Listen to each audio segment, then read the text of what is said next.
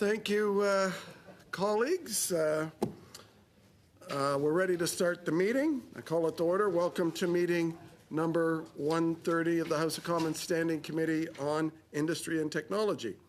Today's meeting is taking place in a hybrid format pursuant to the standing orders. And pursuant to the order of reference of Wednesday, February 7th, 2024, the committee is resuming consideration of Bill C-352, an act to amend the Competition Act and the Competition Tribunal Act. And now I sort of shorten this part up before everyone begins. We have these little earpieces. If you're not using them, please keep them away from the microphone on the sticker so that it doesn't harm with feedback the translation. Sorry to interrupt. I note that there's media still in the room. I don't think they're allowed to be in the room once the committee starts. They can be in the room. They can't be. They can't be filming.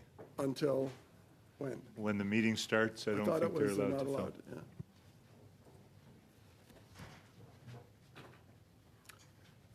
A valid point of order, Mr. Sir.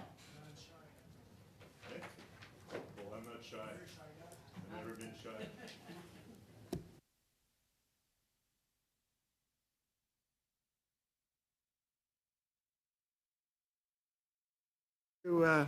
Thank you, MP Turnbull. All those watching, there are lots of ways to watch this through video if they want to go on to parleview.ca. Please keep the earpieces away from the mic if you're not using them in order to avoid the injuries that have happened to some of the wonderful translators we have here in the House of Commons. Today, I'd like to welcome our witnesses from the Agri-Food Analytics Lab. From my part of the world, Sylvain Charlebois, the Senior Director of Agri-Food Analytics Lab and Professor at the wonderful Dalhousie University. He's by video conference. You may know him better in the media as the food professor. From Quebecor Media, Monsieur Pierre-Carl Pellado, President and CEO. Jean Pellado, VP Operation Convergence, Quebec or Media Inc. and Freedom Mobile. And from Videotron, Jean-François Lecadre, Vice President Finance, I believe. With that, all the sound tests have been done, I'm informed, for not only the witnesses online, but also the members that are online. And each organization has up to 5 minutes for their opening statement. So, Professor Charlebois, let's start with you.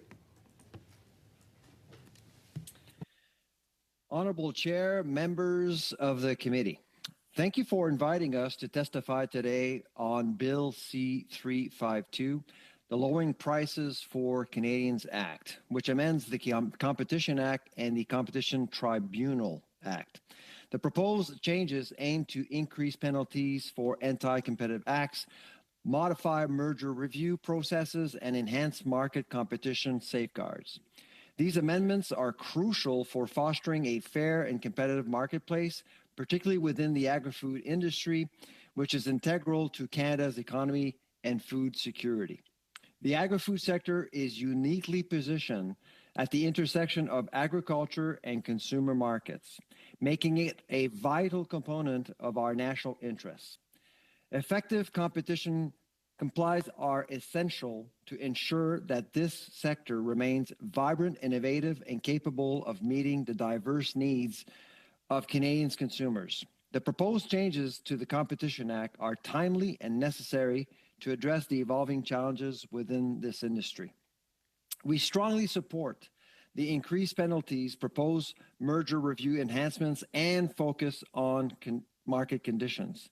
These measures collectively aim to prevent market dominance, ensure fair pricing, and promote competitive practices. However, it is important to recognize the regional differences across the country. Our recommendations: establish a dedicated agri-food market monitoring body within the Competition Bureau to conduct regular market studies and reports. This body should focus on identifying anti-competitive practices and market conditions specific to the agri-food sector. By providing transparent and detailed insights, this initiative can proactively address potential issues before they escalate into significant market disruptions. Recommendation number 2, implement policy that specifically support agri-food SMEs in navigating the complexities of the competitive landscape. This includes offering market data, legal, and financial assistance for compliance with competition laws and fostering innovative through grants and subsidies. Ensuring that SMEs can compete effectively will promote diversity and resilience within the agri-food market. 3, encourage policies that support regional and local food distribution networks. This can include grants and subsidies for local food hubs, investment in regional distribution infrastructure, and incentives for retailers to stock locally produced goods. Recommendation number 4, establish and enforce a code of conduct for food retailers and distributors to ensure fair trading practices. This code should cover areas such as payment terms, contract fairness, and dispute resolution mechanisms. By ensuring fair dealings between suppliers and retailers, the market can remain competitive and smaller businesses can thrive. And recommendation number 5, incentivize the adoption of advanced technologies in food distribution, such as blockchain for traceability, AI for demand forecasting, and the Internet of Things for supply chain efficiency. Technological invention can reduce costs, enhance transparency, and improve the overall efficiency of food distribution networks. In conclusion, Mr. Chair, Bill C-352 presents a robust framework for enhancing competition within Canada's agri-food industry. By implementing these recommendations, we can further strengthen our commitment to a fair, dynamic, and sustainable market. Thank you for the opportunity to present our views, and we look forward to your questions. Thank you, Professor. Monsieur Pellado, pour 5 minutes, s'il vous plaît. Alors, merci, Monsieur. So, thank you, Chair. Ladies and gentlemen, MPs, hello. Allow me to introduce, the Chair mentioned it, but I have Jean-François Lescadre, Vice President of Finance at Videotron, and Jean Pellado. Yes, he's my brother, and he's Vice President of Operational Convergence at Québecor. So, he's my young brother who's 32 years old. So from the beginning, I have to point out that retail sales account for a major share of the revenues, a very large part of the revenues generated by the Canadian wireless industry. According to our estimates, by 2023 in Canada, over 80% of wireless product sales will have been made in person in the stores. Of course, the big three, as we like to call them, Bell, Rogers, and Telus, exert an undeniable control over the wireless retail market. In addition to their respective stores, they rely on a network of third-party retailers that they control in whole or in part, operating under generic names such as La Cabinete, Wave Sans Fil, Wow, Mobile Boutique and Wireless, and many others. Half of third-party retail wireless sales in Canada are made in locations controlled by one or more members of the big three. Those control locations include hundreds that are operated by the behemoth Glentel, which is a joint venture between Bell and Rogers that exclusively sells product and services from its owners and their flanker brands.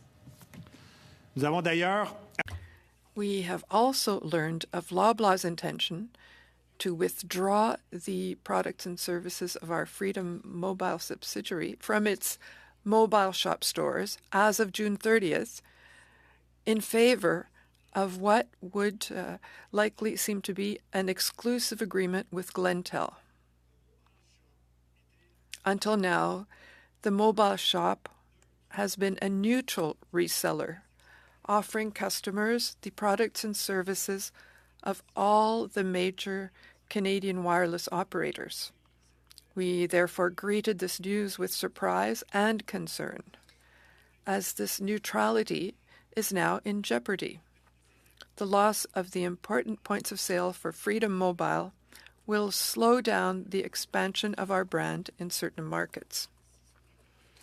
If this agreement with Loblaw is confirmed, Glentel will enhance its operational portfolio by 180 outlets of mobile shop in Loblaw-owned grocery stores. It will also mean the loss of 180 potential outlets for other competitive brands such as Freedom. The oligopoly stranglehold on the Canadian mobile telephony market will thus be further strengthened. Raise our concern to the president of PC Bank and Loblaw head office. However, they are standing by their decision, putting commercial interest ahead of the interest of consumers.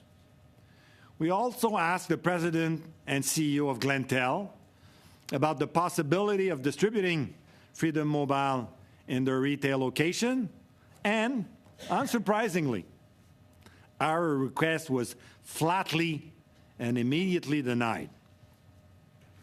This comes as we're expanding the Freedom Mobile service area by availing ourselves of the MVNO regime to offer our services to more Canadian in new markets like our recent expansion in Manitoba. What Loblaw shrug off as a simple, and I quote, supplier's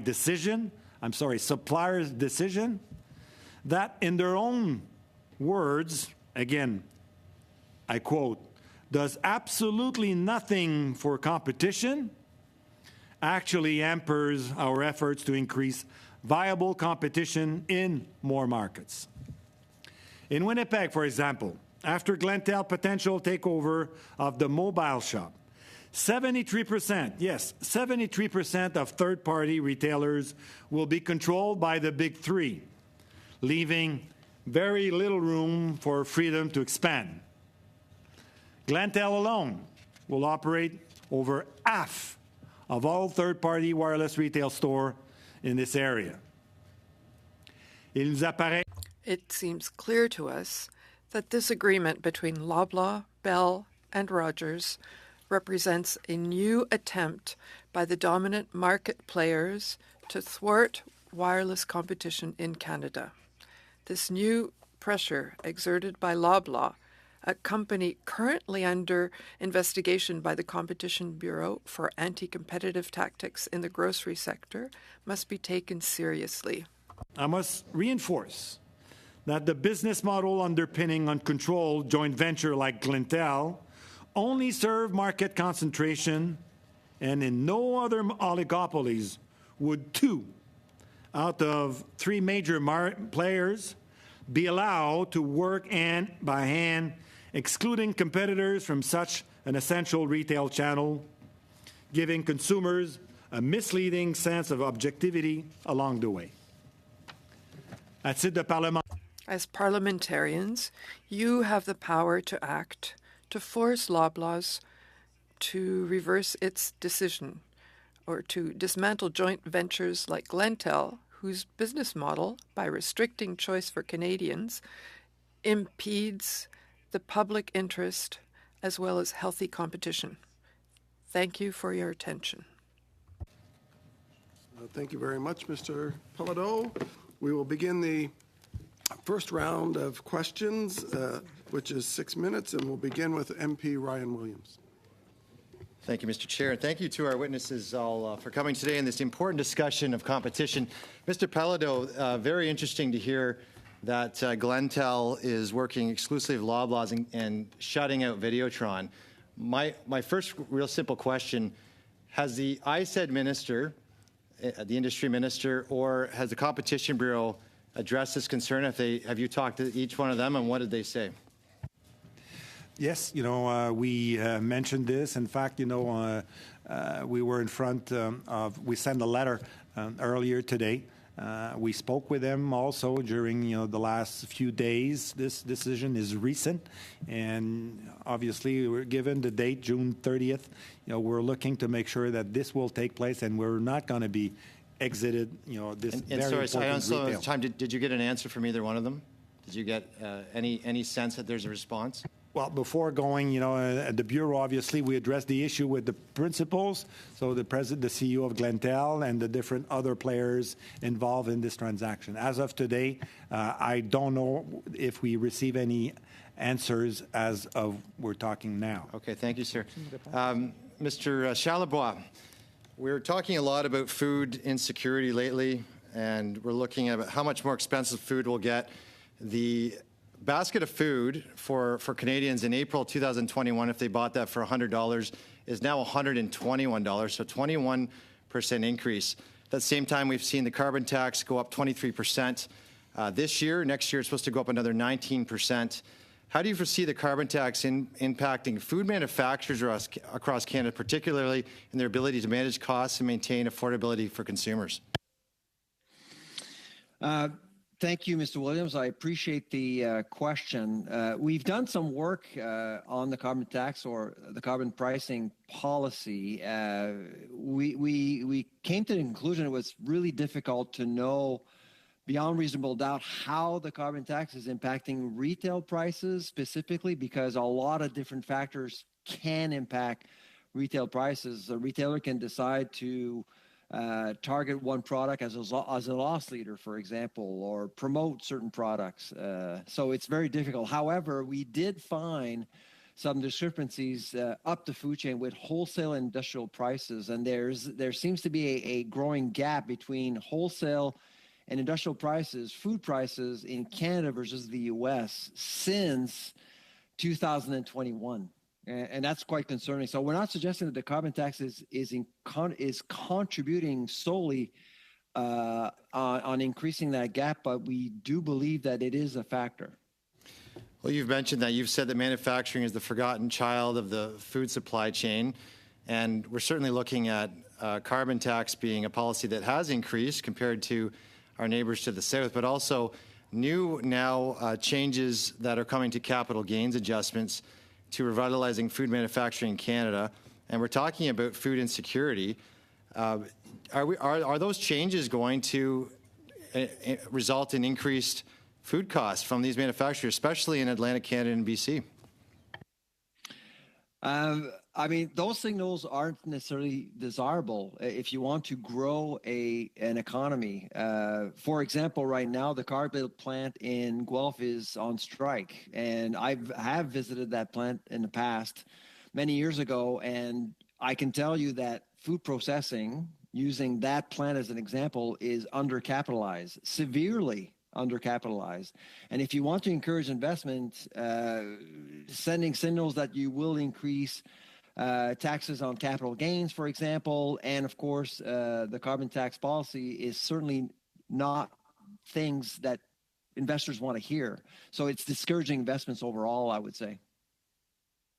And when we look at, farming, you've written about restaurant owners as well, and this is affecting restaurant owners. We're hearing, when we look at food security, when we're taxing farmers more or restaurant owners as a whole or manufacturers, is Canada becoming more or less food secure?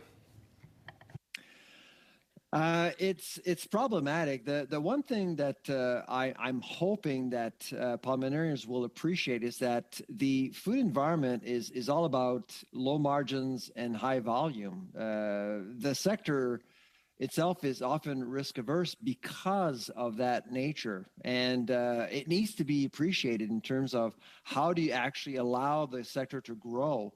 And so in order to assess whether or not the country remains food secure, you have to look at the level of competitiveness of the sector from farm gate to store or restaurant.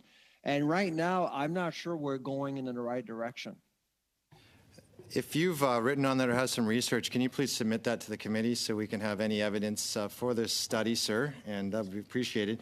You've written exclusively about Canadians can't even afford beer right now.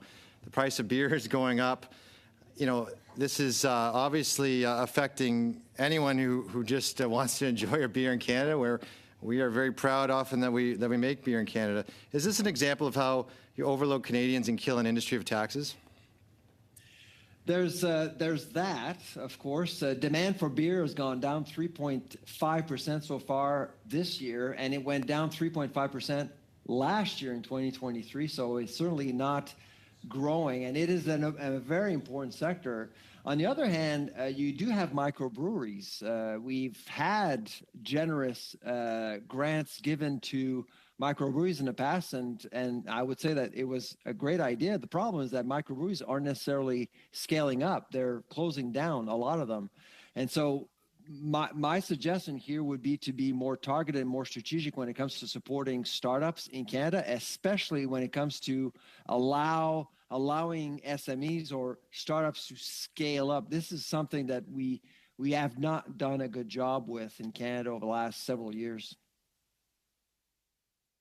Thank you, MP Williams. The next questioner for 6 minutes is MP Van Bynen.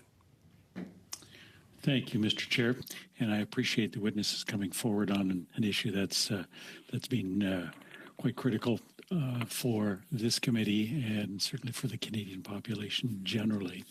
I'd like to reference the Competition Bureau report in October of 2023, which concluded that the competitive intensity has decreased from 2000 to 2022, and particularly it found that the most concentrated industries have become more concentrated, and the number of highly concentrated industries have increased.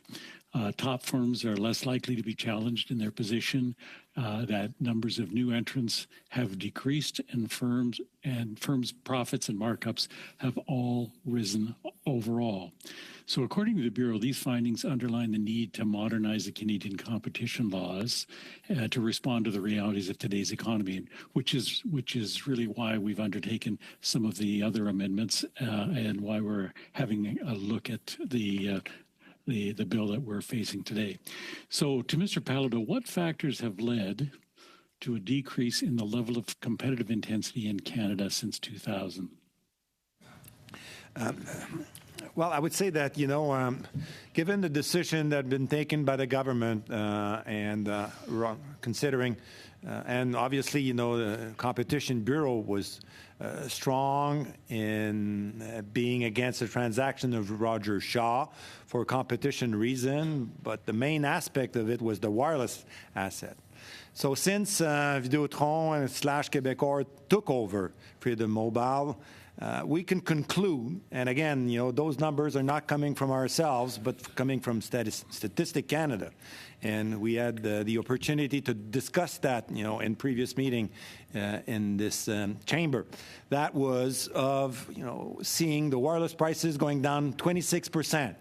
And when you introduce new entrants in new competition, the result is, as we've been seeing in the wireless, Canadians are benefiting of this move. Again, 26%, more choices, more innovation, and then, incumbent players are forced to react and to be better. And this is, again, for the sake of all Canadians. So considering the global perspectives of markets generally, there's huge capital required to be able to respond to the broader markets. How would you say, if the Competition Bureau would have a role in this, but how would you say that we could change that? I share your concerns, consolidation in telecom, in finance, insurance, and in some cases, real estate. How can the government, through the Competition Bureau, influence the direction of deconsolidation?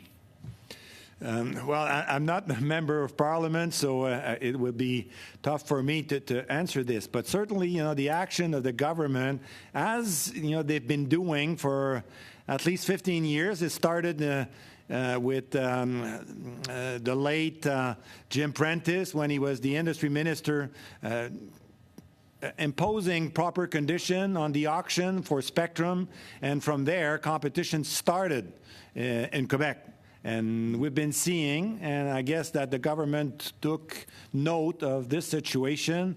But in Quebec, we've been seeing, prices for telecom services much lower than anywhere else in Canada. So it's a government policy, and on top of Competition Bureau that will investigate and give their green light or not concerning large transaction to avoid measures that concentrate the market, as the one that we're saying today will not going to be good for the industry if retail concentrate too much and the provider or the vendors are getting together to control this very important retail channel. Yeah, so your concern seems to be around the restrictive covenants and property controls of retail space. So is there, in your mind, sufficient authority within the Competition Bureau to challenge some of those restrictive contracts and restrictive arrangements similar to what you're facing today? I did my law degree, but I can tell you my competition course is really far behind, so I'm not going to consider myself as an expert there. But, my recollection is that the law give a lot of power to the Bureau. If they want to intervene, they have the capacity to do so. We've been seeing them more and more intervening, which at the end of the day, from my perspective, is good for Canadian because they're giving them more choices and then therefore better prices and better products. Mm-hmm. Mr. Charlebois, I'd like to, I understand you've done an awful lot of research and you're referring to your organization as having a global perspective. What are the similarities between Bill C-352 and the European competition policy? To keep my answer short, I would say that I actually agree with Mr. Pelado in that I do believe that the Competition Bureau currently has the tools to intervene and play a forceful role, which is kind of what we see elsewhere in the United States or even in Europe. I just don't believe that we have seen the Bureau act and use these tools. We've worked with the Bureau in the past on a few investigations when some grocers were acquiring others, and it became quite clear that the scope of their analysis was incredibly narrow. For example, we worked with the Bureau on the Sobeys Farm Boy acquisition a few years ago, and they never actually look at how that transaction would impact independent grocers in the GTA area, as an example, or Southern Ontario. And so that became a signal for us that the scope of analysis needed to be adjusted appropriately, depending of what situation you look at. Are there any specific items within this bill that are areas of concern for you, and how would you suggest they be improved? I think the spirit of the bill is very appropriate. I think the Bureau needs to be empowered as much as possible by parliamentarians, and I think that's what the bill is doing. Okay, and I believe that the government has committed $98 million towards adding capacity with the Competition Bureau, and I think that's a significant step forward. Those are all my questions, Mr. Chair. Thank you. Went a little over time, but it was a good round. Mr. President. For the next round, for 6 minutes, Monsieur Guérin. Merci, Monsieur le Président. Permettez-moi d'abord. Thank you, Chair. Allow me first to welcome our witnesses, Mr. Charlebois, Mr. Pelado, Mr. Escadre. I will start with you, Mr. Pelado. Glentel.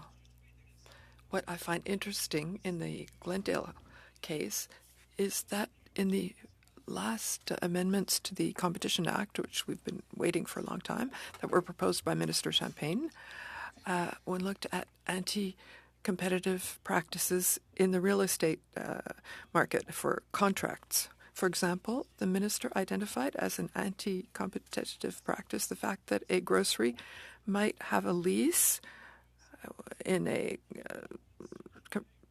shopping center, and in the lease conditions, it's forbidden that another food company could establish itself in the same shopping center. So we're saying that that's an anti-competitive practice. So it seems to me that in the co-business model, which is Glentow, that there's the same kind of behavior, but somehow the law still allows this to happen, even though it's the same thing. And I'd like to know what you think about that. I'm sure you have a lot to say. So we're saying there is that kind of co-business or joint business, but it seems that it's not a normal joint business. It's that the two largest players in the market, which will have as a consequence to slow down the emergence of new players, including Québecor and the Canadian West, for example. So did we really miss the mark when we did the last amendments to the Competition Act? So my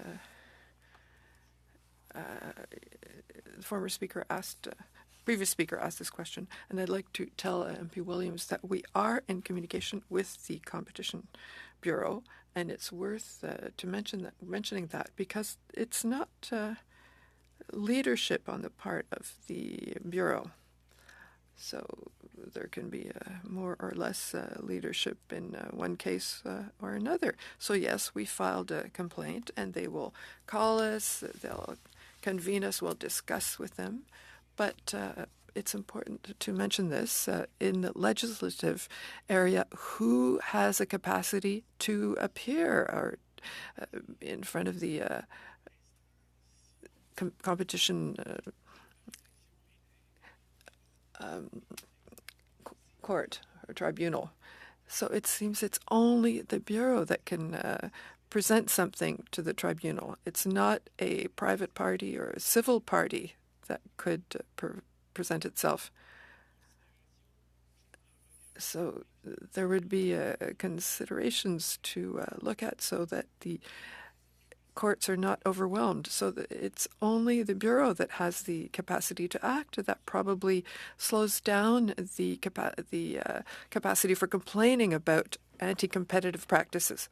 So I said in terms of detail sales, given this large network of distribution and marketing for wireless, and because of the importance of the wireless sector in Canada, and because currently measures were taken and prices have gone down. But before that, it was in Canada that there were the highest prices in the wireless field. I'm not a jurist, but maybe to have some initiative, maybe citizens should be able to have the initiative of presenting a complaint to the tribunal. I'll interrupt you because I have another question for you. On the bill that we're discussing, in every with all due respect to Mr. Charlebois, all the other experts we had said that imposing strict bans on mergers, these rules continue to pile up so that we have all kinds of lawsuits based on market share. And in Europe and other places, competition authorities have a very definite framework, but they have more flexibility. They can have a bias towards the consumer without having to justify themselves as much as the Canadian competition commissioner in Canada. So will this bill add more and more constraints that will give rise to more lawsuits under injustice? Would you think that maybe it's not the right approach to adopt? Well, I haven't really had the opportunity to examine this bill in detail. So should the competition commissioner have his work simplified rather than made more complex or complicated? Certainly. And given that we're competing, well, create competition to the competition commissioner by giving people the capacity of invoking the tribunal. Do you have time for another question? So you talked about a code of conduct. I think we discussed about that. There's been a lot of discussion over the past year and a half. Minister Champagne was starting to move in that direction, and you talked about it in your introduction. That's interesting. The code of conduct that you have in mind, would that be a voluntary accord, or are you thinking of something that would be legislated as a framework and established as a regulation by the minister rather than self-regulation? What did you intend by that? That's a good question. So I think that what could work for the sector would be a voluntary code, but at the same time, that would require the participation of everyone, of the Big Five, Costco, Walmart, Metro, Sobeys, and Loblaws. It would be important that everybody be included if a voluntary code is to work. Otherwise, the committee or the minister would have to look at other options. Thank you, Mr. Garon. 6 minutes, MP Massey. Thank you, Mr. Chair, and thank you for our witnesses to be here. I'll start with Mr. Charlebois on the voluntary code and maybe expand a little on this. I had legislation that went through the chamber here, passed. It was on the right to repair, which is the automotive aftermarket, about 10 years ago, maybe 12. What was happening is that Canadians couldn't get their vehicles fixed because the companies, the larger ones, and not all of them, but most of them would not provide software, equipment, tooling to the aftermarket industry to ensure that people had to go to the garage from their dealership versus others. And, you know, it could be even just a flash update on the software where a vehicle had to be towed. Bad for the environment, public safety, competition, obviously. So that legislation passed the House of Commons and was going to go to the Senate. But then the industry decided, well, we can work with a voluntary code, and that the minister at the time was Tony Clement for that. So we actually have a voluntary code of conduct right now, but it's suffering after now we have some digitalization with regards to the industry that's different than before, something we predicted would take place.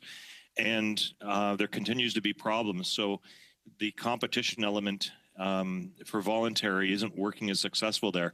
There is some good players in it, and there's some good operators, but there's some that continue to have problems. So perhaps do you have something to suggest with the voluntary code of conduct for the grocery stores versus that of something more mandatory?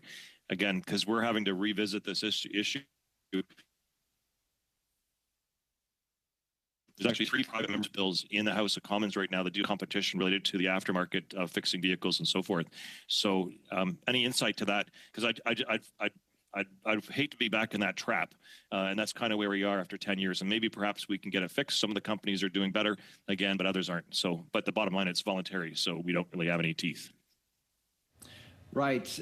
No, great question, Mr. Mass. I'm not familiar with the right to repair voluntary code. I don't know whether or not all players were asked to be part of it or not. But I would say that for the code of conduct in the grocery business, that is a key element to a success. We need all 5 to participate. And we all know now that Walmart and Costco are not signing on so far, and all 3 others did mention that they are willing to participate as long as everyone else is part of the code. And I agree with that vision. If there is still hesitation coming from our American players in Canada, I would certainly suggest, and I did say the same thing to the Ag Committee back in February, I would certainly suggest the committee to recommend legislation. Okay. Yeah, and those are good points. And I guess, and I'm glad you raised about Walmart and Costco. I think, quite frankly, Costco is a little more transparent in their pricing. It's a wholesaler. It's a different model, 4,000 SKUs, 15%. Yeah. It's a very different model, but my guess is that Costco will be, has actually been friendlier to the concept than Walmart for sure. Yeah, and thanks for that. Should we, though, how long do we do this dance before then potentially bringing in a code of conduct that's mandatory. And I'll highlight one thing, a couple things that don't get mentioned yet. I do like a lot of the ideas that you mentioned here, you presented on. I'm not sure whether they'll be in the scope of this particular bill, but they're certainly good things to follow up on.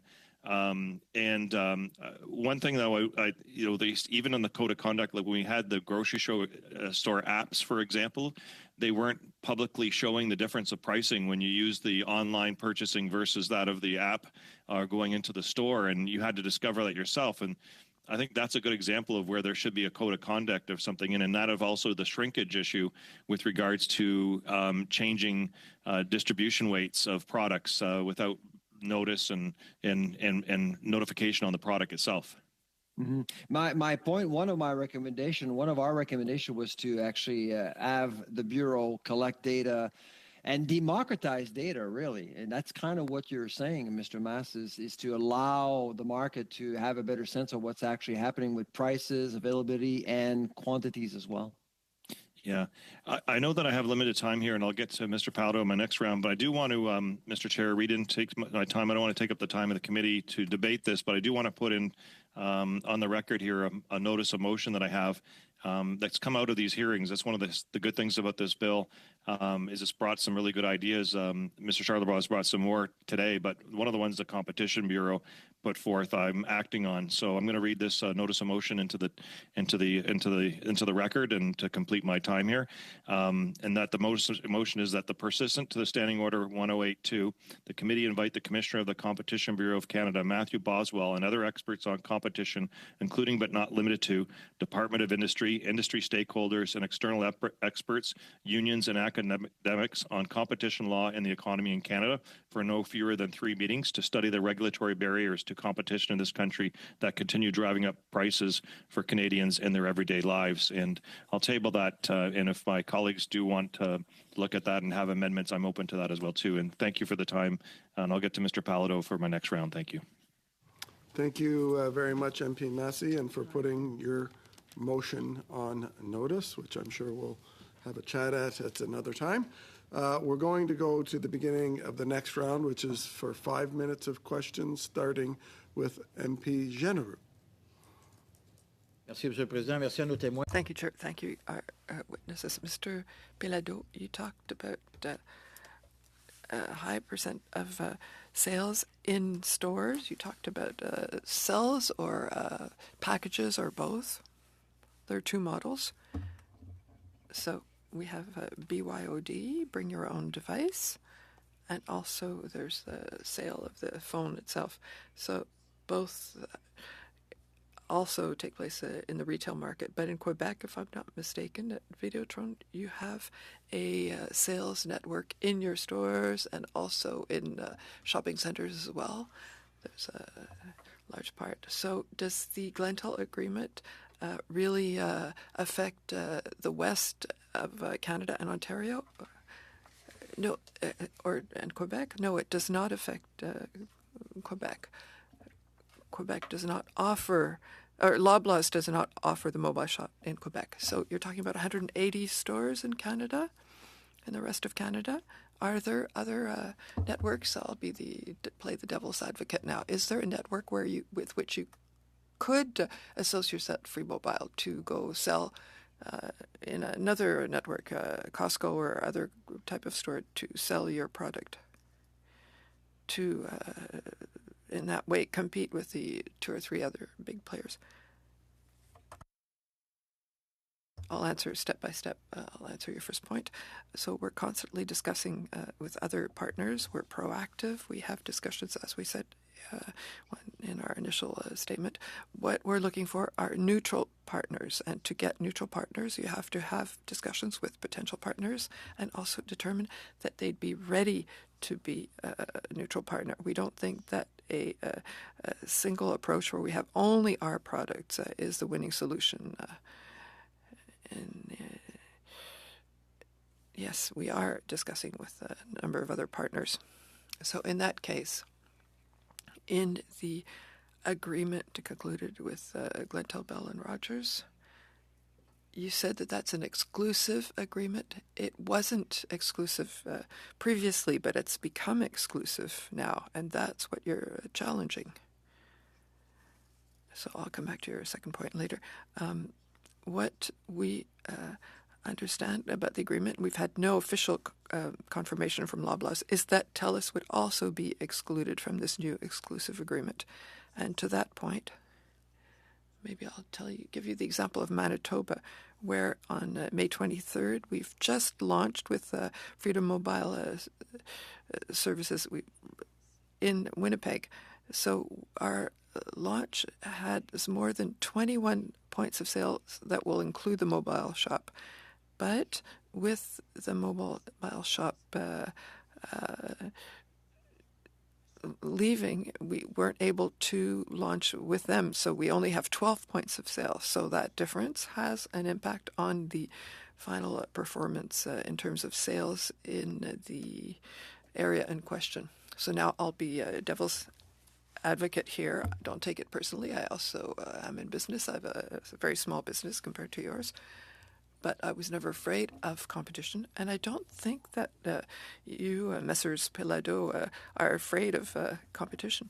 So you would do fine in the future. Despite such an agreement, you'd be able to develop future networks or new networks that will allow you to go have even greater gains that you would have with them. So if TELUS is also excluded, it means that you could conclude agreements with TELUS that would allow you to sell your products in the West. So I'm saying anything right now. So I think that what I'm saying makes sense. So I can respond to this point. So are such agreements possible? Yes, that's a part of the our possibilities. So here we have a problem of clarity in terms of the consumer. The consumer goes to the store and has the impression of having of being able to see what's available in the industry, and doesn't know that those stores are controlled by Bell and Rogers. So is it normal that 2 or 3 companies of an oligopoly can exclude a new competitor from their operations? So I don't know the details of the act, but it seems abhorrent that this might happen, and that it could really lead the consumer in error. Yes, I agree completely with what you're saying. We all are for greater competition. Mr. Pelado, maybe you could tell us, since you've come with Freedom, it's been more than a year now,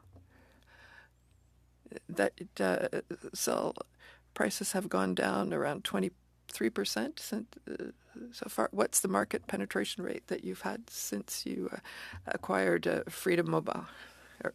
So we're not saying it is. That's Canada, so a third independent party, and I suppose that they're completely objective. Yes, and you might remember that we made commitments. We committed with the department. We had a defined period to be able to offer a defined decrease, and we've met all those goals even more quickly than the time we were allocated. So will we continue to proceed in such a way so we could have new products? My brother Jean was saying that we've just launched some stores in Winnipeg, so we would like to be able to offer larger packages. I don't want to give you the details at this point. It will be hard for us to do that, but we have offered a package which, for the first time, for small data users, will allow them to have a lower price, which they've never seen before. We also have the intention of launching what we're calling assemblies with wireless. You'll also get internet access. You'll get your cable. These are all factors, which means when you have a new entrant, such as Freedom Mobile, it's been slightly more than a year now, 14 months, will make it easier for Canadians to take advantage of new proposals, new products at better prices. Do I have any time, Mr. Chair? So just a quick question. The carbon tax, Mr. Charlebois, is that making the price of food in grocery stores? As I answered Mr. Williams, it's very difficult to find a coefficient that would measure the impact on the retail price, but it's different at the industry level, where we see a big gap between us and the Americans at this point in time. 5 minutes, MP Gahir. Great. Thank you, Chair, and thank you to the witnesses for appearing before the committee to provide your input. My questions are for Mr. Charlebois. Sir, in your opening testimony, you spoke about supporting SMEs in the agri-food industry. I think you had mentioned subsidies, but could you elaborate perhaps a little bit on what else you would like to see from government, from all levels of government, to support the agri-food industry? Yes, very good question. Thank you. Essentially, as Mr. Williams mentioned, I do consider processing the forgotten child of the entire food industry. It's like I've always considered processing as the roots to a tree. We'll all see the tree, the branches, and the leaves, but we never see the roots. But the roots will actually hold the tree up and straight. And in Canada, we've done a poor job of supporting SMEs in that particular node of the supply chain. And what I've seen over the years are SMEs dealing with listing fees, food safety compliance fees, R&D fees, lots of different things that they need to pay, but they never actually plan for. And I do believe that there is something there that perhaps the government can do to support small, medium-sized businesses trying to venture into food processing. We're really struggling with processing in Canada, coast to coast, particularly in both the Atlantic and BC right now for different reasons. But still, I don't think we've actually done a good job supporting food processing in general and how we accompany these enterprises that don't necessarily have the resources to compete against the larger CPG companies that come from abroad. Thank you. So I would assume that when you talk about processing, that there's it's very capital intensive, especially at the beginning, and that perhaps that's the barrier to entry for SMEs. What role do you think government could play? Because I think it would be hard to upfront that cost to set up a processing plant. What else could government do?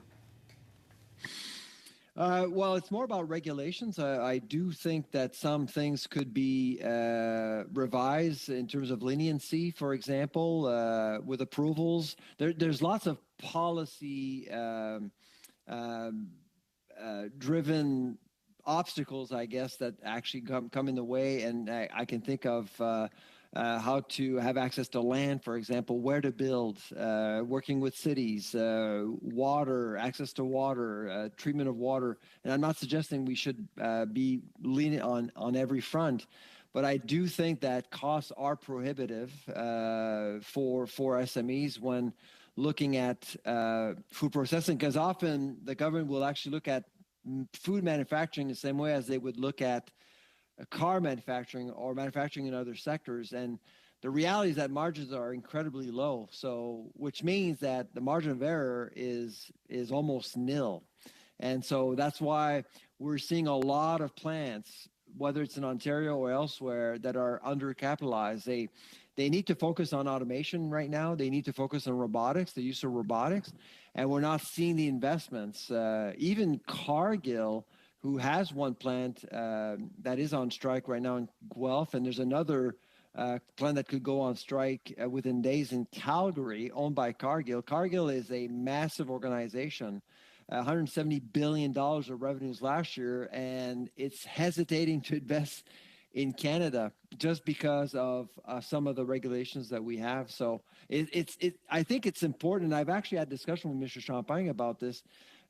Creating competition is a bit of a false narrative, in my view. I think what's important for governments to recognize is that it needs to enable conditions in order for competition to emerge.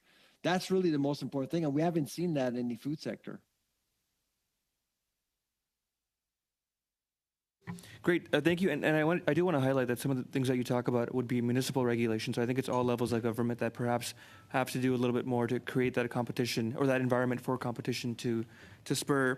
In your opening testimony, you also spoke about food distribution networks.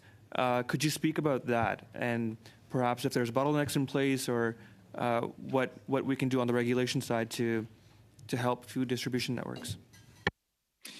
Absolutely. So I'll use as an example the Ontario food terminal, which I think is a great case study for Canada. It's been around for many, many years. It has allowed new businesses to be created. It has allowed food service and food retailers to connect with wholesalers, with farmers as well. That's just one example. In fact, the Ontario government is about to conduct a review of the Ontario food terminal. It needs to continue to operate. It needs to be expanded, but it's in Etobicoke and there's no space. So something is going to have to happen there. I would say that there is a need for an Ontario food terminal in many different places in the country, including right here in the Atlantic. In Halifax, right here, I would say that there is a need for that in order for restaurants, retailers to have independent grocers to have access to some supplies. And food distribution is a complicated issue in Canada. We have a lot of space. Distribution is very costly, so we have to be strategic. And the establishment of food hubs, strategic establishment of food hubs would be critical to support retailing and food service at the same time, so consumers can actually have access to more local foods. Great, thank you. Thank you, MP Kahir. Up next for 2.5 minutes, roughly, MP Garrel. Merci, Monsieur le Président. Thank you, Chair. I'd like to come back to Glentel, Mr. Pelado. There were very interesting questions asked by my colleague, Mr. Généraux, and I agree with him. He played the devil's advocate by saying you could go sell your business elsewhere. Nothing prevents you from doing it. But it seems to me, because my economist soul makes me understand that the same business practice in two different environments might have different results. So if I've understood, you're saying that you were a danger for the larger players in the West. There were lowered prices coming, so you were a threat, and that the joint venture form that was created by the two big players had as explicit goal to slow down your entry into that market. So my question is, do you think that that was the explicit objective? And secondly, could you tell me what is the effect on consumers? What could be offered on a large scale to the Manitoba consumers, which won't be offered now that Glentel took these steps?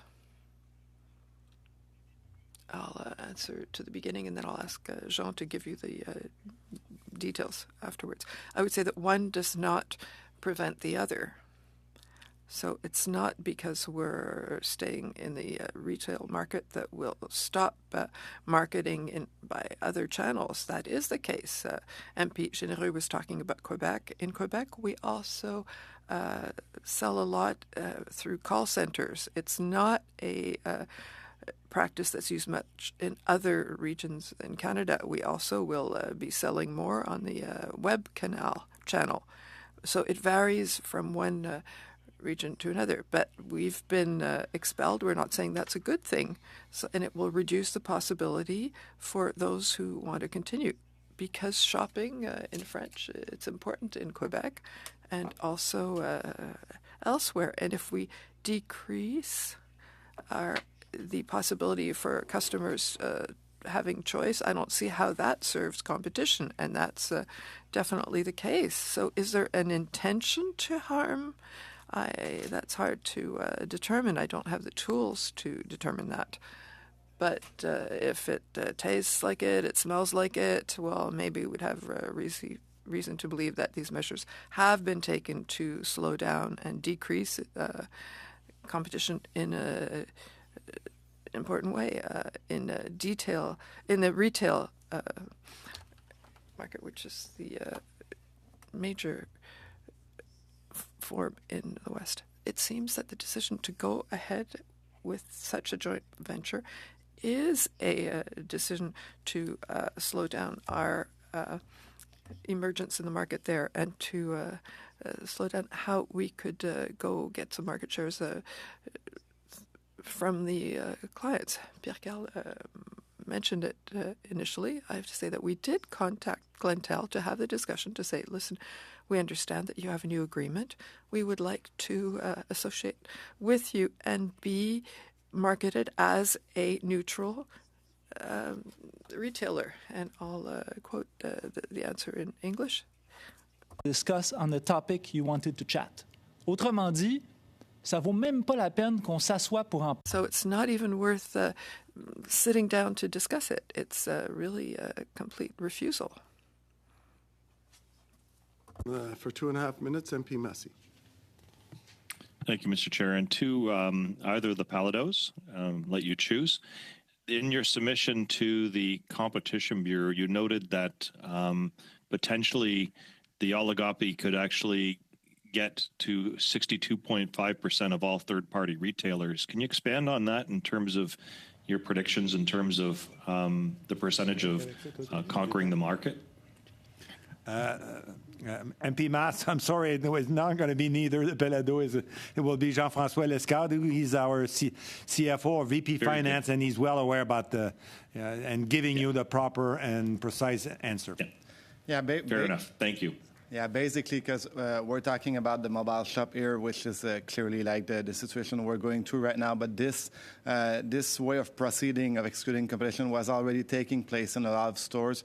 Was taking place actually in Costco, which we just talked about, with their store, which are called like Wireless, etc., or Sans Fil, etc., in Quebec.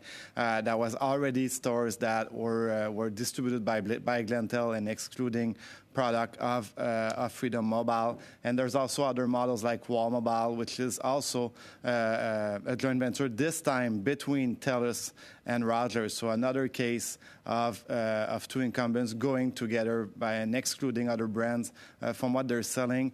As I don't want to repeat herself, is clearly the only, we can think, as Pierre-Carl said before, we can think of any other example in the world of two players in an oligopoly putting their force together to exclude the other ones. Like we search like, do we have anything comparable? And we still haven't found anything comparable to that.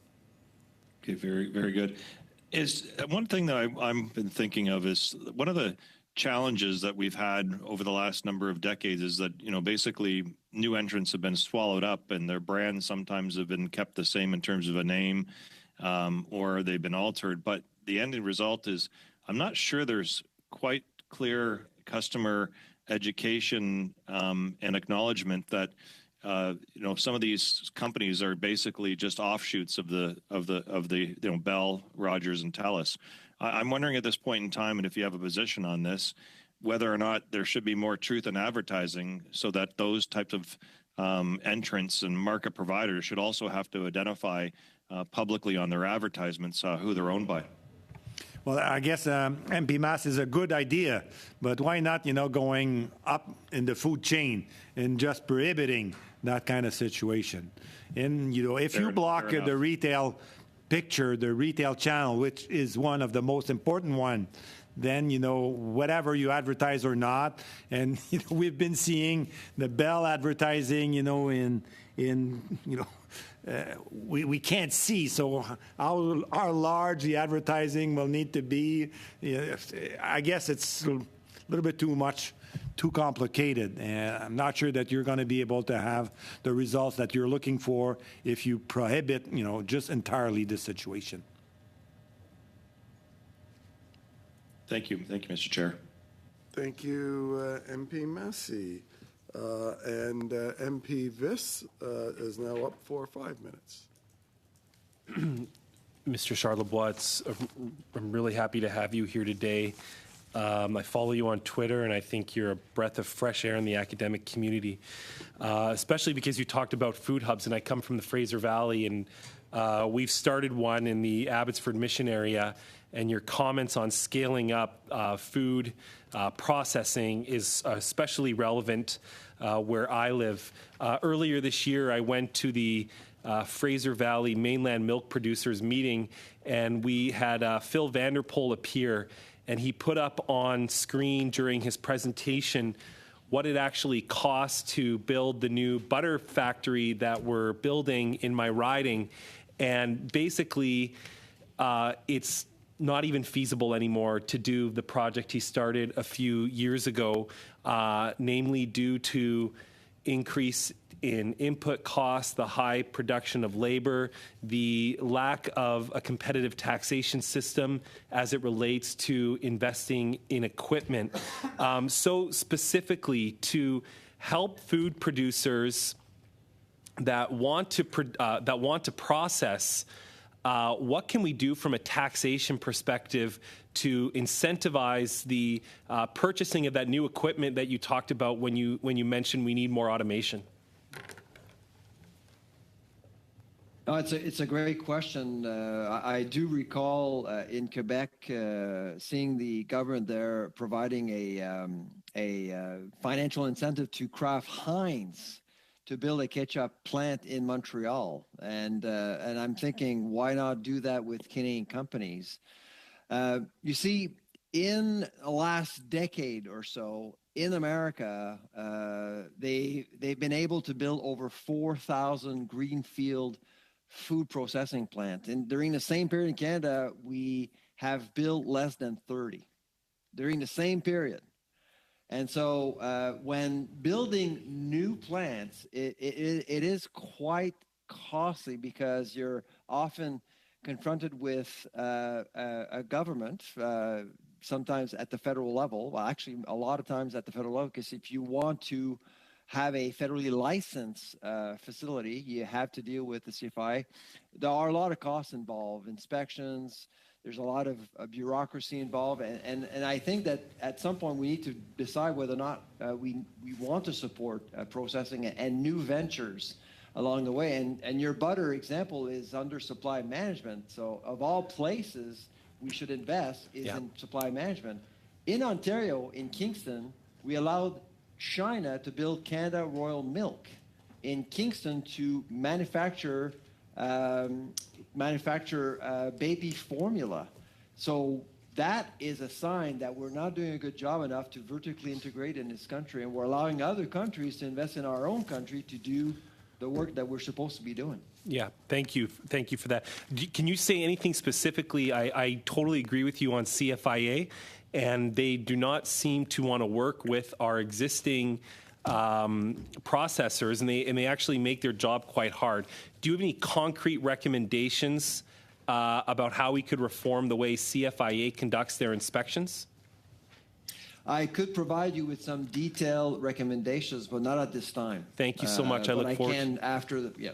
Thank you. The reason why we're here today and we have this bill before us is because the leader of the New Democratic Party, Mr. Singh, talked a lot about grocery stores having excess profits. To this day, I have not received a definition of what an excess profit is and what an excess profit specifically would be as it relates to grocery stores and the purchasing of food. Given you're one of the leading experts in the country, can you tell us what an excess profit is? No, I cannot.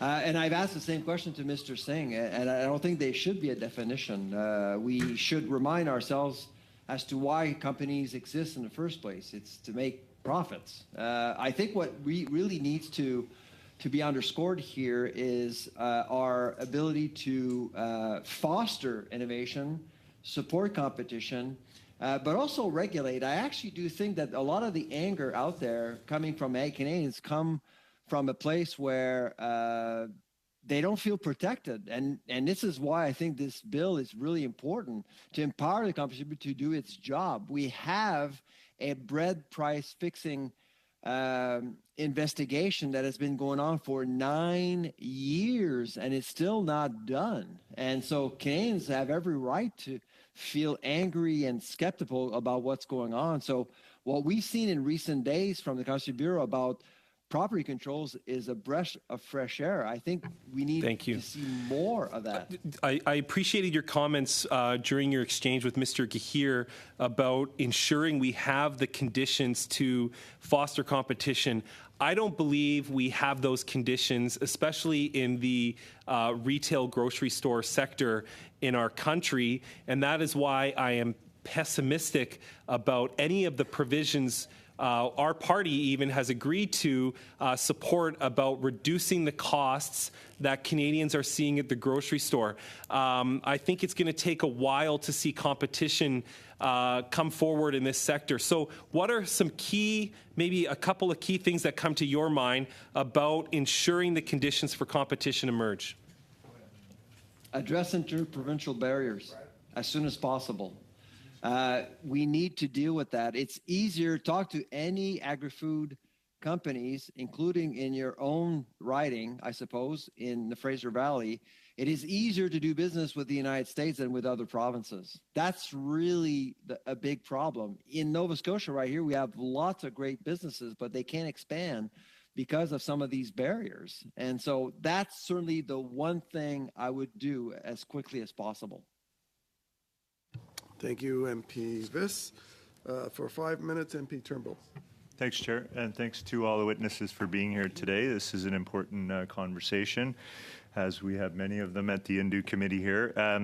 Look, I wanted to, Mr. Pallado, I'll start with you, perhaps. I note that a recent media article was just yesterday reporting that the federal court judge ordered parent companies, Loblaw and Sobeys, to hand over documents to Canada's Competition Bureau, which is consistent with a new power that the federal government and our work together in Parliament gave to the Competition Bureau, which is to compel documentation and do deeper market studies, which I think we've all noted is a good thing, but also to investigate cross-industry collaborations that would be considered anti-competitive. I think you're dealing right now with a very similar situation. In this particular one that I'm referencing, it's property controls. Can you speak to the fact that the Competition Bureau now has this new power to investigate and compel documents, which is being upheld by the courts? I'm sure that you can agree that in your circumstance that you've brought to this committee, that this is a positive development in terms of the Competition Bureau having more teeth to address the issue that you've come here to speak about. Yes, I guess that as many tools that you can offer, to Bureau to investigate a specific situation, as much they will be efficient to make sure that anti-competitive measures will be prohibit and will be sanctioned. So I would say that the best is to come if they have the capacity of doing so. On top of which, and I will repeat, at the end of the day, you need to have the leadership. And this leadership is paramount to make sure that, the law will be applied. If they don't have something that will force them to act, it's a question of priorities. They'll go regarding the means they have and the priorities they establish. And therefore, if in some aspect of the daily life of consumers in Canada, they consider that this is not important, then you're not going to be on top of the file, and you'll wait until at the pleasure or at the sentiment of the management of the Bureau will consider. Thank you for that. Mr. Sylvain Charlebois, I'm going to ask you a similar question about C-56. I think the example that I've given is a recent report where the federal court judge has upheld, in a way, the new powers that Parliament has given the Competition Bureau. And we know that, or at least the Competition Bureau suspects, that there is anti-competitive practices within those property controls that are embedded. and that in some cases, Loblaws and other companies have substantive stakes in the REITs, which control the plazas or shopping centers. And essentially there is covenants and requirements within there that they may not be able to, that there may be ways that they're blocking, or that it's embedded in those contracts that they're blocking competitors from operating within those same plazas. Can you speak to the fact that the Competition Bureau now has this new power? Do you see that as a positive sign that investigation can go deeper into what's really going on in those collaborations that may be anti-competitive? I would say it is a step in the right direction for sure. Here's what I think is going on here. On the one side, you have grocers who do believe, I think they firmly believe, that what they're doing is right and legal. Because I think a lot of people know that these things have been going on for a very, very long time. I've been studying food distribution for 25 years. I don't remember the first time I actually heard about these practices, but these practices have been normalized over the years. But now, what we're seeing is a public that has become less tolerant to some of these practices because they've come to light because of higher food prices, and people are expecting something different. And that's where I think the Competition Bureau has a role to play to really set a different tone, to create that cultural shift within the industry, saying to grocers, this was probably socially acceptable in the past, but not anymore. Yeah. So I think that's what Mr. Pellado is talking about, that leadership that could actually bring grocers to realize that they're not in Kansas anymore.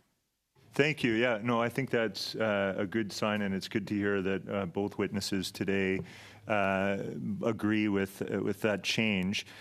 One other notable change in C-56, the government bill, is the repeal of the efficiencies defense, which under merger review for a long time was used as a way to justify mergers which would otherwise be considered to substantially lessen competition. Would you agree that repealing the efficiencies defense, which is a tool that was used to justify mergers that often increase the concentration in markets, is a good thing for increasing competition? I would say yes, and I believe that the food distribution landscape in Canada would be very different today if that would have happened, I'd say, before 1998, when Provigo was acquired by Loblaws. In 2005, I believe, when AMP was acquired by Metro, and in 2013, when Sobeys acquired Safeway out West. Those three specific acquisitions wouldn't have happened if Bill C-56 would have actually been approved or ratified before 1998. So just building on that, I know that the really reputable lawyers and witnesses we had earlier in the week spoke of Bill C-352 as inadvertently perhaps reintroducing the efficiencies defense back into competition law. And that's one of the things that hasn't been done. It's one of the questions that sort of still sits. There was sort of three questions, and maybe if I get another chance to ask questions, I'll focus on the other two. But I think you would agree, based on your testimony, that reintroducing the efficiencies defense back into competition law would be going backwards in time and not be conducive to increased competition. I would agree, Mr. Turnbull. I think it would be a step back for sure. And I'm not a legal expert, so I just wanted to make sure that people know that. I look at food distribution as a social scientist and economist. Thank you, sir. Thank you, MP Turnbull. MP Garron, you are up next. No, you're right. It's MP Williams. Sorry. I was too far down the list already. MP Williams up next. You're doing a great job otherwise. 5 minutes. Thank you, Mr. Chair. Mr. Charlebois, the Grain Growers of Canada revealed today the capital gains inclusion rate changes will increase taxes by 30% on family-run grain farms, 30%. And they talked about this being an impact on those farms as a whole. And the question I have for you, are any increases on farms like the grain farmers in Canada, did those increases find their way down to the grocery store? Yes or no? For the capital gain tax specifically, Mr. Williams? Yeah, so and the Grain Growers of Canada specifically revealed that capital gains inclusion rate change will result in a 30% increase of taxes to those farms. I haven't seen the evaluation today, unfortunately, but I would say that I'm surprised that this hasn't come up before. We did hear from other groups in the economy, but to suggest that this change only affects a minimal number of Canadians I think is misleading. I think it actually affects a lot of businesses, including in the agri-food sector, and I would start with farmers. So I'm not surprised to hear what I'm hearing right now. So tell me what you've heard then on terms of these tax changes. It will affect farmers then? Is it going to affect manufacturers? Tell us what you're hearing in terms of what these capital gains tax changes, how they'll affect other Canadians. Well, I mean, it affects planning. It affects planning for businesses, farmers. They have to think about the next generation. We've had issues with farming and the next generation, and how we get more people involved in the in farming. So that's certainly not something you want to do. You're discouraging investments. You're discouraging people to consider farming. And of course, you have to look at processing. And the thing about the agri-food sector is that we have a lot of family businesses, okay? And this is what's unique about the agri-food sector compared to other sectors. A lot of family businesses would look at this capital gain tax as detrimental to their own wealth and for their next generation as well. And I'm not sure we've discussed this enough since the introduction of this new bill by Parliament. And given the fact that it's going to affect families and family farms, and a lot of them are, of course, concerned about prices already, and of course, through the Grain Growers of Canada, saying these prices are going to be added to the food bill. In your experience, is that going to result potentially in increased costs to consumers? Like I said, I haven't seen the evaluation from the Grain Growers of Canada, unfortunately. But to suggest that this could actually have an impact on food prices would be premature at this point. We haven't done the evaluation, but I would consider that it may actually be the same argument that for the carbon tax, for example, where it's very difficult to really narrow down that one factor and how that one factor can impact. It will actually impact the productivity of our agri-food sector and the competitiveness of our food sector. But retail is always difficult. Over time, this could have an impact on our food security because we could actually see fewer farms or fewer players in the industry. You've talked about bread price fixing, and given that the Competition Bureau's investigation into bread price fixing has been ongoing for over 9 years with limited action, resulting in only Canada Bread receiving a fine, how do you view the Liberal government's inaction in addressing this issue? And what do we need to do and make changes on to ensure that this doesn't happen again and be prolonged for 9 years, especially given the fact that the U.S. seemed to have made arrests and had bigger fines compared to Canada? That's right. I mean, as an example, just to compare what's going on in the U.S. versus Canada, in the U.S., they had one case involving canned tuna. The CEO of Bumblebee Tuna was jailed for 40 months because he was found guilty of fixing prices for 3 years. In Canada with bread, allegedly the scheme was running for 14 years from 2001 to 2015. The investigation started in 2015 with Loblaw's disclosure. in 2017, we all learned about what went on. And we didn't hear anything about the investigation until last year when Canada Bread admitted guilt and paid a fine. This is just not acceptable. And that's why a lot of people are skeptical of the Competition Bureau's ability to solve anything. So with this property controls investigation, my hope is to see the Bureau act very quickly on this issue, because I think it's a real issue, and provide public recommendations so people can feel more reassured about what's going on. Thank you.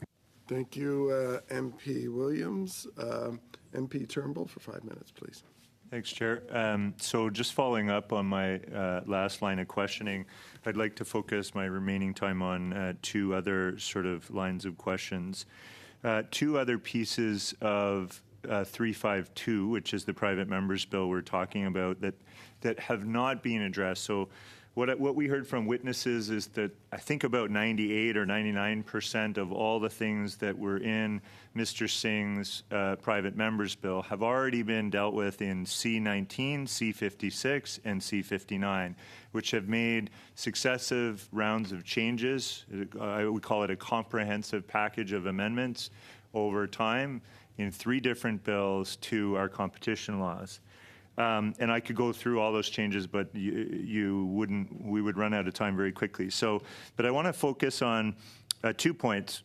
One is that the fines that are being introduced in C352 put an upper limit on the fines. What we heard from the lawyers that were here earlier in the week was that, in fact, allowing the discretion of the courts and to basically determine a maximum fine is better to have harsher penalties than actually including a maximum upper limit to the fines that people could be ordered to pay. So, Mr. Charlebois, would you agree with that, that the expertise of the lawyers, that we shouldn't be reintroducing an upper limit because most legal proceedings that happen don't end up starting at a maximum penalty, and that over time the courts can decide if there's repeated behavior to surpass any upper limit that we might conceive of here today? What would you say about that, Mr. Charlebois? No, absolutely. I think you raise a good point, Mr. Turnbull. I didn't comment on the amounts presented in the bill, but I did question why we would put an actual sum there, because in the agri-food sector in particular, not all firms are created equal, and penalties would vary greatly. I would argue that for Grupo Bimbo, the owner of Canada Bread, $50 million is not very much. And so that's why I would say if you really want to send a clear message, I certainly would advocate for not putting an exact sum there and allow the discretion of the court to decide what is the appropriate penalty for certain circumstances. Thank you. And maybe just for my last question, which is another point of debate, I think, left over. In previous rounds and consultations that were done after C19 was passed, in the lead up to C56 and C59 and those rounds of changes, there was lots of conversation about what are called structural presumptions and the idea that within merger review, we're looking at a number of different factors. And I think a lot of what we heard in the consultation was that market share could be an indicator of a substantial lessening of competition, but is not sufficient in itself to determine whether a merger should be blocked or not. And so what 352 does, the private members bill that we're discussing, it reinserts that back into the bill. We repealed that on the one hand in C59, my apologies, And I would say, so we repealed the section of the Competition Act that expressly prohibits the tribunal from concluding that a merger is likely to harm competition solely on the basis of evidence of concentration or market share. The reason is that most of the experts say that market share isn't sufficient in itself, because there's contextual factors. There are times where market share, or concentration may increase slightly with a merger, but that doesn't necessarily harm competition in every case. So the point is that the tribunal can still consider any factors. It's the same with the efficiencies defense. The tribunal can still consider efficiencies within its merger review process. It can still consider market share and concentration, but that we don't want to reinsert that as a structural presumption that that is the only factor that determines their decisions. Mr. Charlebois, maybe I could ask you, do you concur with that finding as well? And should we stick with the things we heard in the consultation which led to the change that C-59 introduced, or should we go backwards and reintroduce market share back in? Well, I'm afraid, Mr. Turnbull, that we won't have a debate, because I again agree with you. I actually do think that using market share as a sole metric is misleading, and Loblaw is a good example of that. So Loblaw has 29% of the market when it comes to food retail in Canada. The 29% is a bit misleading because Loblaw is a heavily vertically integrated company. It has President's Choice and No Name, and hundreds of companies revolve around Loblaw, and which gives it a tremendous power in the agri-food sector. Not dealing with Loblaw, well, for most companies, Loblaw is their number one customer, and because of that, and so that's why it's extremely reckless and dangerous to only look at that one metric. You have to look at many other metric, including vertical integration, in my view. Okay, thank you. That's all the questions I had. Appreciate it. Thank you, MP Turnbull. And for 2.5 minutes, MP Guérin. Merci, Monsieur le Président. Thank you, Chair. My colleague, Mr. Viz, was asking earlier if it was excessive profits.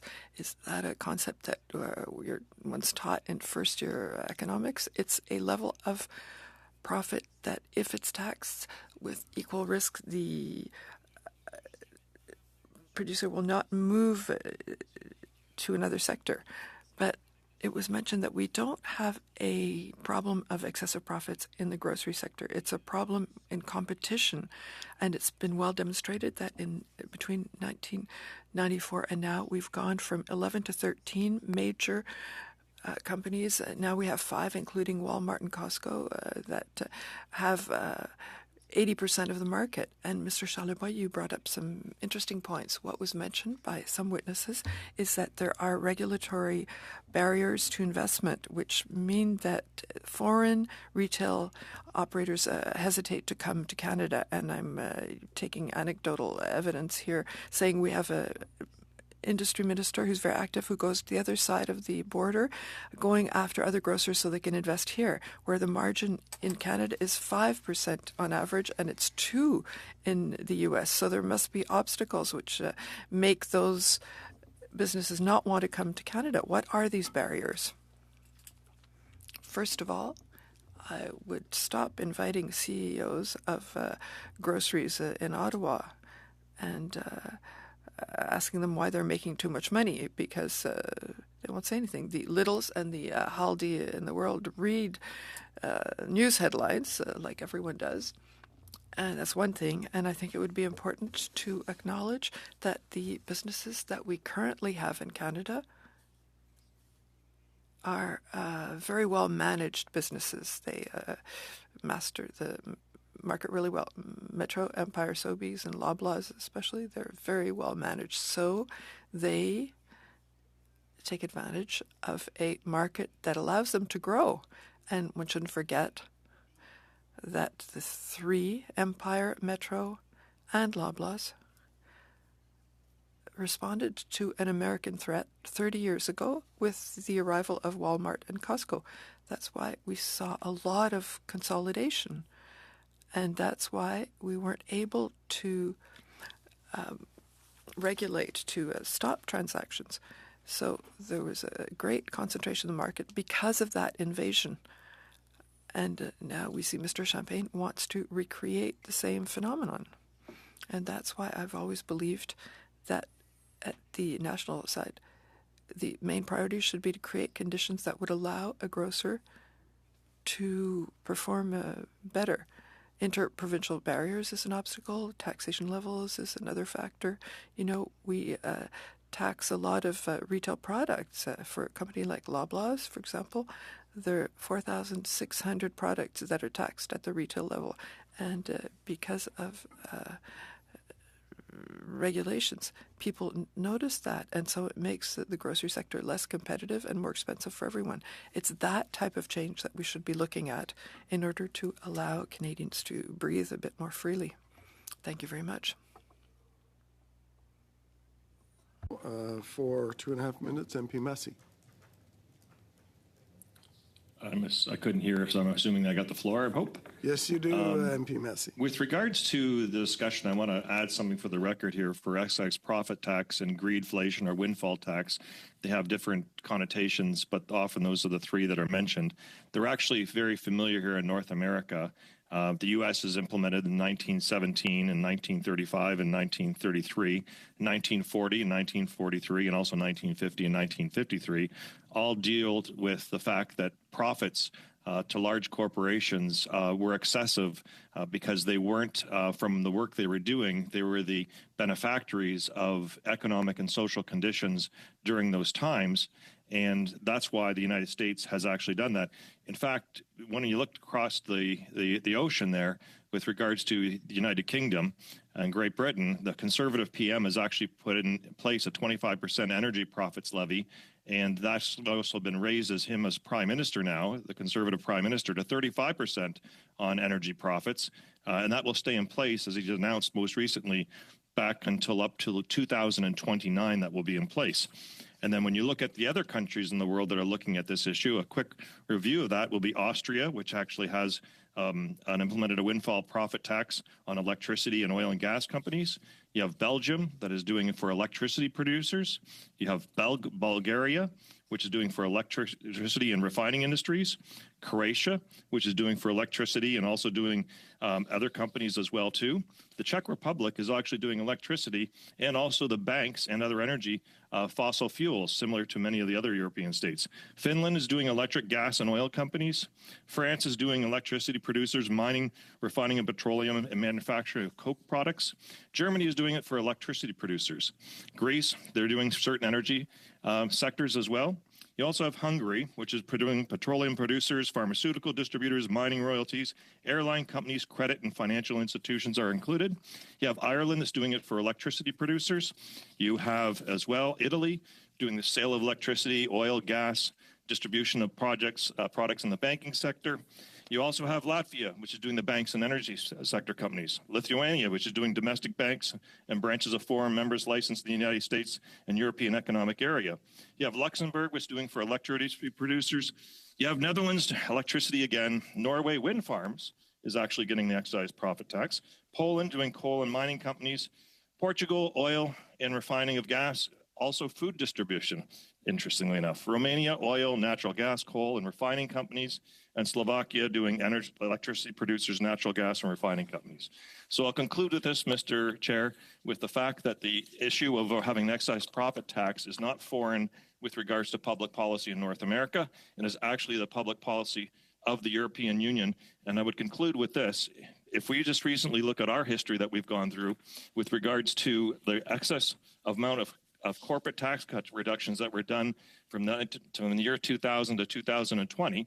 On top of that, we had the financial mess that we had the Harper administration do a rescue plan for many different industries, including the banking sector, which actually received a significant amount of public money. And then lastly, we had COVID and the actual amount of money that was spent by the public on that created the profit margins that were now being abused on Canadian consumers. So I'll conclude by saying that this is not a foreign concept to North America, not to the European Union, and other countries are dealing with it because people are suffering, and the profit margins that they actually got from these profits were not from their business practices, but because of public and social policy. Thank you. Thank you, MP Massey. Before I go to the next 5-minute round, MP Viss, maybe the committee could indulge me. And since we have one of the, if not the premier business leader in Quebec before our committee on that question, I'm just wondering, Mr. Pellado, if you got charged a special tax, would you absorb it or would you pass it on to the consumer, like I understand from my time of writing strategic plans for businesses that we always do? It's just the cost of business, is it not? Well, you know what? I would say, Chairman, that, again, we introduce competition, and since it's there, it will remain competitive. So at the end of the day, if you pass or not the tax, the market will be that, people will be interested of having the product at the lowest prices possible and for the highest quality. So I would say it doesn't really matter if all the conditions are together or are assembled to make sure that, the competitive environment will be strong and viable. Thank you, committee, and Mr. Pellado for the indulgence. MP Viss for 5 minutes, and I would say we do have 15 minutes, and there is another round for the government side if they wish after that, and we can have an open round too. I'm in the committee's hands. Thank you. I'll go back to you, Mr. Charlebois, before turning it over in about 2 minutes to Mr. Genroux. If we had a great exchange with Mr. Shan from the Department of Industry when we were talking about an apple. So I'll bring up Apple again. How would you break, I don't know what an apple, I bought a bag of apples on the weekend at Superstore. I think I paid about $7 or $8 for the bag of apples. Produced in Washington State, but consumed regularly in BC. In that bag of apple I purchased, what do you think the breakdown of what I paid? Where would that go? Well, first of all, I can't believe you bought American apples. I know, shameful. But that's shameful. I would say, obviously, out of $8, if you want to use that sum, I would say that very little will go to the farmer. On average, a farmer will get anywhere between, I'd say, 3 to 10% of the product that you buy at the grocery store. And of course, it depends on the level of processing. An apple there's very little processing, so my guess it's close to 10%. And then after that, of course, you have brokers, merchandisers, you have shippers, and of course, distributors. But it is a fresh product, so margins are pretty high in the fresh section of the grocery store. It varies quite a bit, between 30 to 50%, depending of the food category. So what about applesauce? Applesauce, the margins are much smaller. There's more processing involved, so there's a lot more markup in processing in particular. But for farmers, the apple grower will get much less, close to 3-4% for that apple. Thank you. Monsieur Pellado. Mr. Pellado, what are your expectations in terms of what you filed at the competition office today? The complaint to the Competition Bureau. What are your true expectations as to what will happen with that? MP, we are working in an activity that was carried out by an oligopoly, and you discussed it several times, that the wireless prices in Canada were among the highest in the world. So all these measures that are going to impede competition, like the one for which we filed a plaint at the Competition Office, might give way to an analysis, an investigation, and actions which will have fewer measures taken that slow down competition. So we have demonstrated that we're a player who's not afraid of competition. We've always worked in that sector. When we went into the telecommunications field, we encountered a culture that we hadn't known before, and cable distribution for a long time was a monopoly and not necessarily in the best interest of Canadians. So competition always tastes better and is in favor of Canadians. And what about competition in Quebec nowadays? We know that Videotron is a very important player in terms of cable service. So,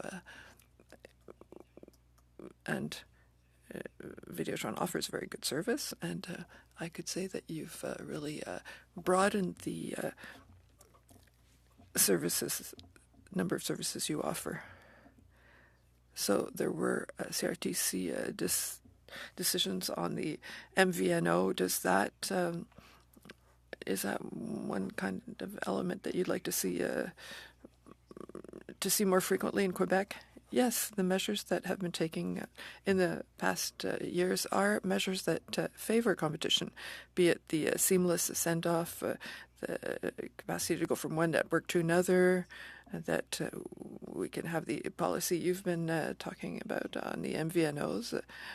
We avoid having players come in to the spectrum auctions. So you buy spectrum, you have an obligation to build it within 7 years. If you don't do it, you lose your right to use that spectrum. So all of those measures have made it better for Canadians. They can profit from these better competitive conditions. But sometimes things can be very surprising. For the same product in Quebec, what we call FTTH, you can have $69 costing in Quebec, and in Toronto, the same product is being sold for $89. So could that be considered dumping or anti-competition measures? Yes, Quebecers benefit from that, but give us access to the networks, just as we, Videotron, offer it to users, the third-party internet access. So network users that have almost all been bought up by Bell. So there are measures. We're aware of this because it's the field we're working in every day. But everything must be analyzed by the Competition Office. And as a player in this industry, you can be sure that we will not hesitate to inform the Competition Office about these practices that are harmful to Quebecers and Canadians. Thank you, Mr. Piledo. The next round, another 5 minutes. MP Turnbull, please. So, Mr. Charlebois, I'm going to go back to you. So I know that the Competition Bureau did a study on grocery prices way back now. It seems like a long time ago. It was when I was on the Agriculture and Agri-Food Standing Committee. We received that report, and it really felt like it didn't get to the bottom of the issues, the heart of the issues with grocery prices in Canada being inflated. And I think part of the challenge that they identified was that the Competition Bureau was limited in terms of its powers to compel data. And one of my concerns from hearing from the grocery giants in Canada on that committee at the time was that, they were saying that, in fact, their margins weren't that much higher, when I think the data shows that their gross margins are somewhat higher, although low as a sector as a whole, for sure. I think, I guess what I, wanted to say was it seemed as though they were saying that their health and beauty products and lines were the reasons that they were making a lot more money. Or at least that's what Loblaw CEO Galen Weston told us. I guess what I wanted to ask you is do you think the Competition Bureau, with the new powers that have been added to it to compel documents and data, if they were to be able to get to the bottom of the issue? Like, what do you suspect are the real heart of the issue in terms of grocery prices and the concentration in the market that we see in Canada? I mean, certainly part of the issue that we have. I don't think anyone's going to doubt the concentration is part of the problem. It might not be the whole problem, but it's certainly a big piece of it. Can you comment on, those powers to compel data and what you think we would uncover, or the Competition Bureau would uncover? In response to your question, I have two comments. One about net margins. If you actually, yes, net margins are very low in Canada compared to other sectors. But if you compare net margins of Empire, Sobeys, Loblaws, and Metro, net margins are actually on average double of what they are in the U.S. If you look at Albertsons, Kroger, and so. Yes, it's a competitive market in Canada, but it's been comfortable for them too. It is an integrated business. Most of them are integrated businesses. They do carry products with higher margins like cosmetics and pharmacies and things like that. But it's been comfortable for the main players here in Canada. I wanted to say that. Secondly, our most important recommendation, we believe, for Bill C-352 is our first one, which is very much about data. And this is probably the most frustrating thing that I've experienced as a scholar working with businesses, is that we fly in the dark in Canada. And I think that Competition Bureau has a role to play to democratize data as much as possible so the public would know some of these things about margins and some of the things about competition in Canada, and also to help businesses that are looking at that space too. The lab that we have at Dalhousie is all about democratizing data, but we can't do everything ourselves. And that's why we wanted to recommend this specific, even though it may not be in scope of Bill C-352, still we do believe that democratized data should be a priority for the Bureau. Thank you. Just moving on and asking you one more question. I note that in that report back when I read it, I remember they had recommended a lot more independent grocery stores in Canada was one of their recommendations, but really gave no path forward, in my view, to actually get there. I agree with their recommendation that we need more independent grocery stores in Canada, perhaps to break up that oligopoly and have more competition. At the same time, I believe that concentration exists throughout the entire supply chain. In most cases, primary agriculture has been consolidated over many years. I've seen the statistics. So has food distribution and wholesaling has been concentrated. So is it your view, like I know you mentioned in your remarks, regional, local food systems being important, and I couldn't agree more with you on that. My feeling is that we need to build small-scale supply chains to really have the independent grocers to have the supply chains that support them in being able to exist and compete. Would you agree with that sentiment? I mean, you noted food hubs. I think regional food hubs are part of the missing middle of that small-scale supply chain in Canada that could coexist with the big players and increase competition. Would you agree with the way I'm framing it, that we need more regional supply chains that support independent grocers? Yes, I think the path is pretty simple in my mind. You have two elements, the code of conduct and processing. The code of conduct would obviously bring more depth to our food processing sector because they'll be able to have a voice to negotiate with grocers. So you will increase chances for processors to survive and strive in Canada.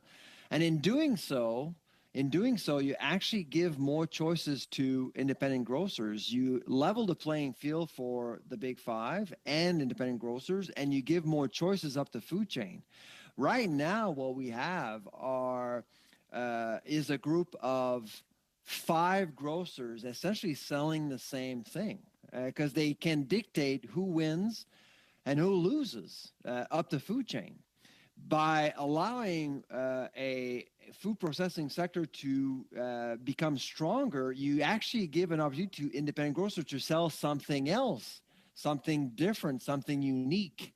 So yes, we want more independent grocers, but the governance of the industry needs to be addressed by implementing more discipline, more rigor, and I think a lot of people are hopeful that the code would do that. Thank you. With the indulgence of the committee, I would suggest 2.5 minutes for Monsieur Guérin, 2.5 minutes for Monsieur Massey, and I think MP Williams has 2 questions you'd like to ask, one question at the end after those. And I would also just like to remind members, before everyone starts thinking about leaving, that amendments for this bill, Bill C-352, are due at noon tomorrow, if you have any amendments. So for 2.5 minutes, MP Guérin. Merci, Monsieur le Président. Thank you, Chair. Thank you to the committee for this indulgence. Mr. Pelado, we feel that there's a new energy at the Competition Competition Bureau, rather, because there are these new powers, and we'll be starting a study on air travel rates, and also they can have a subpoena power for the grocers, so we can feel this new energy. So on Monday, the Competition Bureau announced an agreement with Bell in the Outfront media file, where it was acknowledged that in more than 600 places in Toronto, Montreal, Sherbrooke, etc., a merger would have important consequences on competition. Does this way to functioning that's upstream, is that something you're expecting in the file, in your Manitoba file? Yes, you're right to give that example, sir. This is a good example of the capacity and this leadership that we can feel. We also feel it from the CRTC side. The chair comes from that environment. So my idea of favoring competition is for the citizen. So businesses have to invest even more in innovation. In the end of the day, it's good for everyone. And to make our businesses more competitive, more attentive, more dedicated to innovation, that's can only be a winning solution. And yes, you said that we did act very quickly, and you know that you can be sure that we informed the Bureau of that situation. The Bureau carried out its own analysis and investigation amongst the various actors in the industry, and the result is that there was action very rapidly, which means that on one side and the other, we'll see what the result will be, but it will be good for competition to make sure that Canadians have more choice. Thank you, Mr. Pelado. MP Massey for 2.5 minutes. Thank you, Mr. Chair. Mr. Palado, go back to the concept of, I was kind of just feeling through in terms of identification of companies for products and so forth, and you brought up an excellent point. Why even bother having to notify that? So I have it correct that you would be in support of just basically having one brand for the major company that's there? And I mean, I even went on one of your competitors' website and couldn't find any of their affiliated companies that they have through their corporate structure being advertised on their website. So you really have to do some extra work to identify these companies. And I don't think that's also good for competition in the sense that it's a false competition in many respects once they gobble them up. So your thoughts on that, please. Well, I would say that, in this industry, but in the meantime also it's equivalent in other industries. You will have premium brands and then you have low-cost brands. You know, we call this flanker brands and fighter brands. So that will address a specific segment of the customer base. Should, you know, Fido be known as Rogers? Usually if you go in a shopping mall, you'll find that Fido is just beside Rogers. That doesn't mean that, you know, they address the same market. I think it's different. And at the end of the day, giving choices until, you know, obviously there are many players in the marketplace will be beneficial for the consumers. Okay. Thank you. That's my last question, Mr. Chair. Thank you. Thank you, MP Massey. And for the last question or two, MP Williams.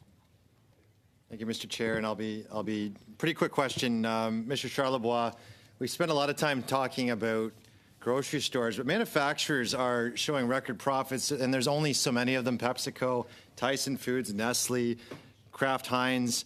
And one of besides the profits, one of the ways that these manufacturers get away with increased prices is by shrinking their products. So shrinkflation means that they just slowly shrink their products down so that there's less product for more money. Should shrinkflation be outlawed? I don't think so. It is a practice that has been around for decades. My concern, I have two concerns about shrinkflation. One, I don't think we have some data at the lab showing that perhaps Statistics Canada doesn't really take into account the impact of shrinkflation on food inflation, generally speaking. So in other words, because it doesn't do that, and it does mention on a website that they do measure that, but we don't see the evidence of that. So, which could mean that perhaps Statistics Canada is underestimating food inflation. That's one thing. The other thing goes back to taxation at retail. A CRA rule suggests that for certain products, if they're reduced at a certain point, they become snacks. We call it the snack tax. And so they go from food to snack. So for example, if you actually see a container of ice cream going under 500 milliliters, that becomes a taxable item. And a lot of Canadians don't recognize that when they go to the grocery store. You have to look at the receipt. And sometimes receipts, taxes aren't itemized. So it's hard to tell. Those are the things that I think we need to address here in order for Canadians to understand what shrinkflation is actually doing to them directly, other than the fact that they're getting less for the same amount. But I do think that from with Statistics Canada and with CRA, there are two things that we need to look into more seriously. Thank you, MP Williams. And I want to thank the witnesses. This has been an interesting study on C-32 on MP Singh's private members bill, 352, sorry, on MP Singh's private members bill. And I want to thank Professor Charlebois for your testimony, as well as Monsieur Pelado and Monsieur Pelado, as well as Monsieur Le Cadre. Thank you very much for your time and for your testimony. It was very insightful.